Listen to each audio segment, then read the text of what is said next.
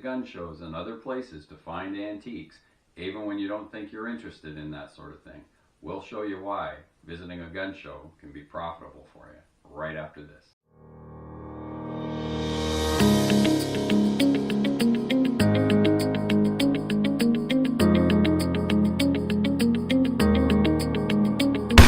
Hi, welcome back to Antique Quest. Today we're going to tell you a little bit about sporting collectibles.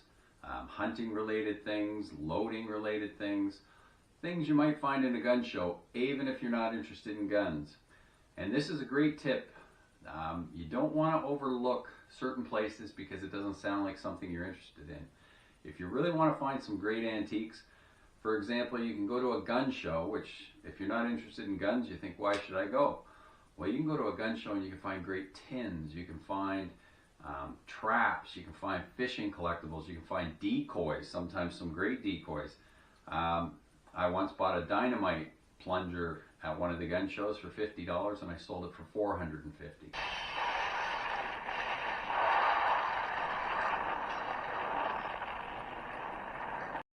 So there's a lot of money that can be made. The thing is that at a gun show, most people going are interested in guns. Guns are expensive, so they save their money for what they want to buy. But the problem is that, or not the problem for us, is these things come with guns in collections. So when these dealers are buying a collection off somebody, they might get things like this, which is a great old moose call. You know, original paint, fantastic piece, great for country collecting, anything you want. But most of the people there aren't going to be interested in it because they're there for guns, which is where you can benefit.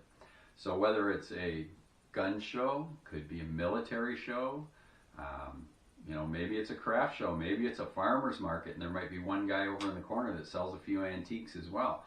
The thing is, you want to look for deals in places where everyone else is looking for something else, because they're usually hiding in there, and you usually get rid of half the competition, if not a lot more, and it gives you an opportunity to buy some great pieces and see some other things, and maybe you'll learn something. So we're just going to give you a quick overview of certain things you might find at a gun show, which are pretty common in most of them. And one of them, which is a good collectible that I really enjoy, is old powder tins. Now, old powder tins can be quite valuable because they have great graphics on them. It kind of runs in with tin collecting, which is really hot right now, early advertising. They're very collectible. Some of these tins are in the $500, $600, $700 range. These ones that you see here are going to range in between sort of $60 to about $150. Condition's important. That's one of the type of things you can find. Duck calls can go for enormous money. There's guys that collect decoys and that leads to collecting duck calls. And there's custom made ones, there's factory ones. A lot of great things like that. You can find them there, again, when everybody's looking for guns. These sort of things. These are for molding your own, casting your own musket balls, and there's millions of different sorts of these, it seems. Every time I find one, it's something different than I've seen before. And these will range only in that sort of $10 to maybe $50 range. The small one's a little bit more, it's a little rare, a little pistol one. But great collectibles. So you might get this in a toolbox somewhere. You'll be at an auction, say, and you buy a box lot of tools. You might find something like that in there, and it's good to know what that is. Powder measures like this, where you would set it to exactly what powder you needed for your load. Then you could fill it up in there, you'd have the exact load, flip that over, set it into your gun, unscrew that, and it gives you a perfect amount of load.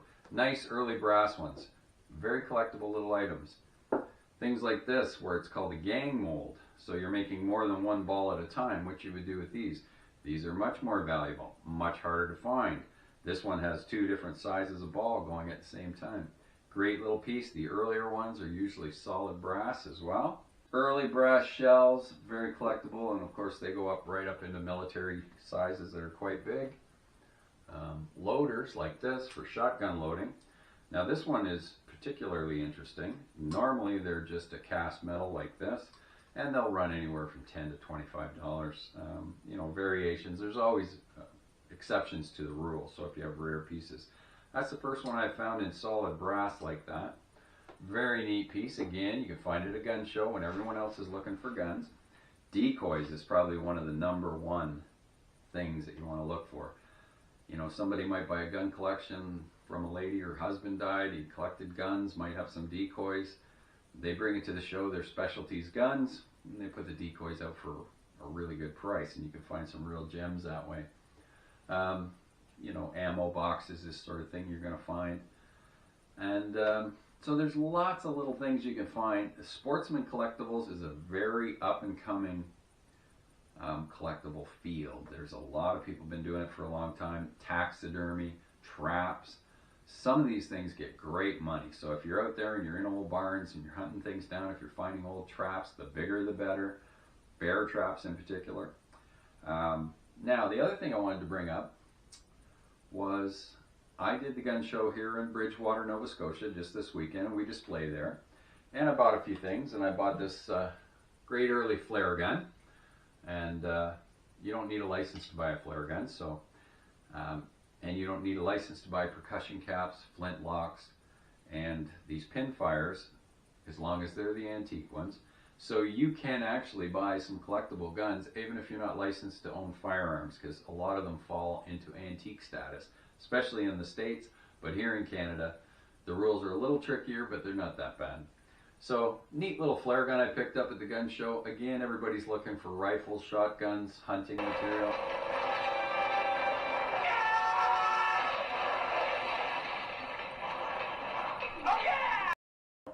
So that was a great little buy I was happy with. But what I wanted to show you was some that came in for our gun auction, which will be coming up in the spring sometime. We usually have 1 to 2 gun auctions a year.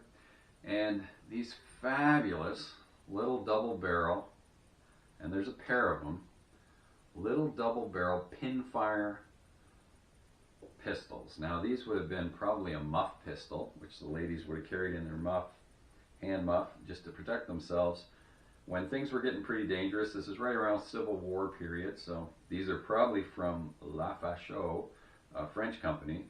Now when you pull the hammers, the triggers drop down to the bottom. Just a nifty.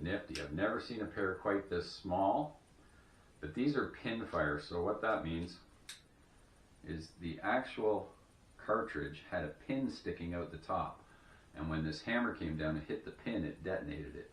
They weren't around very long. They're common around the 1860 period, but anybody can own that. So you don't need any sort of license at all for these. They're a great, really interesting collectible.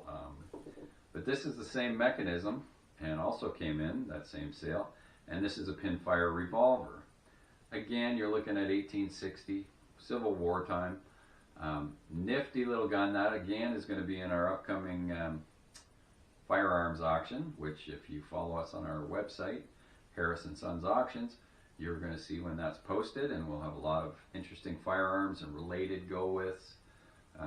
We usually have taxidermy, hopefully some powder tins, that sort of thing. All related to sportsmen and hunting, fishing. But these are great little things, and like I say, you don't need to be licensed to own these. These are great for collectors. There's also percussion cap. So if it's made before 1898, not the reproduction ones that they're building today, you do need a license for those. But the antique ones, percussion cap and flint locks, you do not need a license for, so you can own flintlock pistols, that sort of thing. Great collectible. Now, as far as antique firearm collecting goes, the beauty of it is that anybody can own it, so it makes it very saleable for you. And it's not one of those fads that comes and goes. Somebody's always interested in antique, historic firearms. And it's not like Beanie Babies, here 1 week, gone the next, and you spent all your money and now you can't sell them. So